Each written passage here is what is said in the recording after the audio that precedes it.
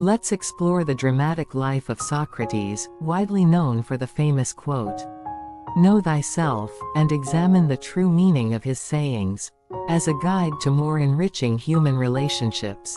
Socrates, who endured a difficult marriage and drank the hemlock, lived a life that was philosophy itself. By examining three crucial scenes from Socrates' life: his oracle, his trial, and his acceptance of the hemlock way, can properly interpret his sayings and find wisdom in understanding people truly.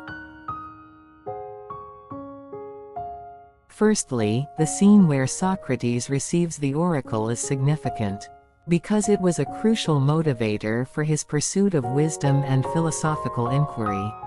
In ancient Greece, oracles were a means of receiving divine prophecy. Socrates' friend Chaerephon went to the temple of Apollo at Delphi, and asked the priestess Pythia if anyone was wiser than Socrates. The priestess answered that there was no one wiser. This event sparked Socrates' philosophical quest, leading him to engage in dialogues with politicians, poets, and craftsmen to understand the meaning of the oracle. Through these conversations, he discovered that many people were not as wise as they thought. Socrates concluded that his wisdom lay in recognizing his own ignorance. Know thyself reflects his desire for people to pursue true wisdom humbly and lead better lives. From this scene, we learn that a genuine person recognizes their limitations and continuously seeks learning and growth. Such individuals are humble and do not look down on others. They listen to others' opinions and are open to new ideas. While everyone tends to think from their own perspective, not everyone habitually looks down on others. If someone around you frequently belittles others, Socrates would advise ending that relationship swiftly. Simply refraining from looking down on others indicates a respectable person who respects others internally. In conclusion, one of the easiest ways to identify a decent person is by paying attention to how they speak about others. Instead of criticizing or belittling others indiscriminately, they focus on how to help each other lead better lives. Secondly, let's look at the scene where Socrates stands trial. Through his philosophical questions and dialogues, Socrates influenced many young people, using the method of maieutic. Maieutic, derived from Socrates likening himself to a spiritual midwife, involves helping people discover the truth through dialogue and questioning, rather than directly imparting knowledge. This method encouraged young people to self-awareness and to question existing values and authorities, resulting in many of them becoming atheists. Consequently, Socrates was tried for corrupting the youth and denying the traditional gods. Despite knowing he was being unjustly tried, Socrates maintained a respectful attitude toward the law, believing that obeying the law was a citizen's duty.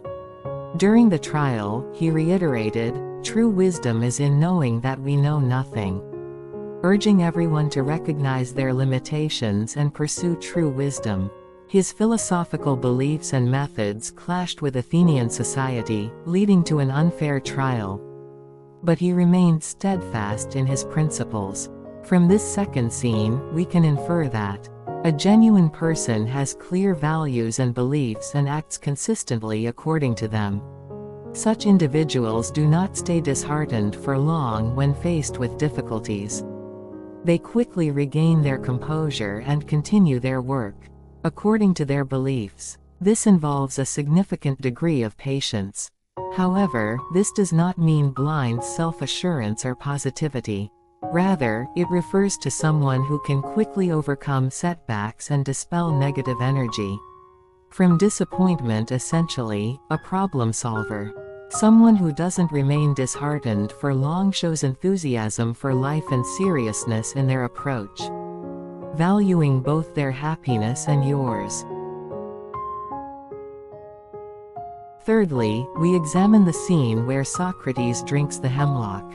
Despite arguing his innocence at his trial, the jury convicted him and sentenced him to death by drinking hemlock poison. Socrates respected the laws and decisions of Athens, choosing not to escape, even though it was common practice to do so by bribing officials.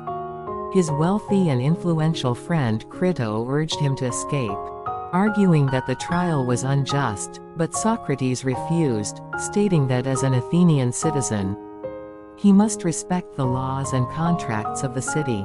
He believed that sometimes, abiding by even an unjust law could be more righteous, emphasizing the importance of lawful conduct for societal stability and order.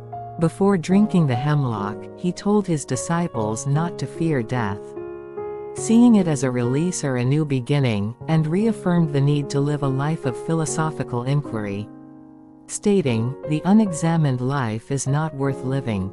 From this third scene, we understand that a genuine person respects moral principles, social order, and laws. The best way to judge a decent person is by their actions, not just their words. A key trait is gratitude. Long-lasting relationships often have little dissatisfaction with giving and receiving. The basis of such behavior is a consistent sense of gratitude. However, one must also be cautious of excessive generosity, as it can strain relationships or indicate ulterior motives. Mutual trust and deepening relationships stem from showing genuine appreciation.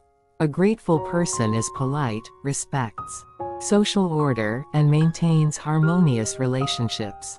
Another method to identify a decent person is to observe if they avoid blaming others.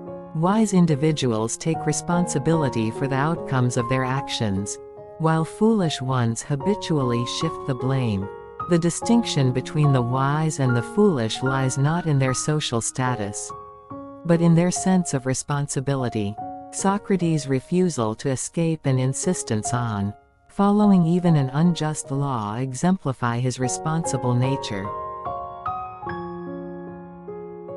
Today, we've explored the type of people worth keeping close through the dramatic life of Socrates. In life, we form many connections. The most crucial factor determining one's success is the people one keeps close, making it essential to consider relationships deeply. It is unwise to become close to someone simply because they seem nice or look good on the surface. Sometimes, people feel betrayed when they later discover the true nature of someone they trusted out of loneliness or convenience. Therefore, we must seek those who do not belittle others, who quickly overcome setbacks, who are grateful, and who do not blame others. However, before seeking such people, we must ask ourselves if we are decent and desirable companions. By first reflecting on ourselves, we can build better relationships. Thank you for watching the video.